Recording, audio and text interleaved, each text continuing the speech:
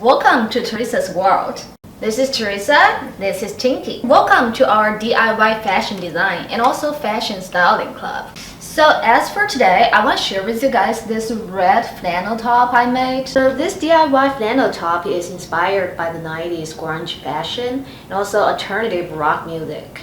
It comes with a reverse cam corner, little mutton sleeves, and also a silver chain attached on both of the shoulders and the front. Now, let me quickly show you how I made it. Most importantly, how I styled it in different ways for the kick-ass looks.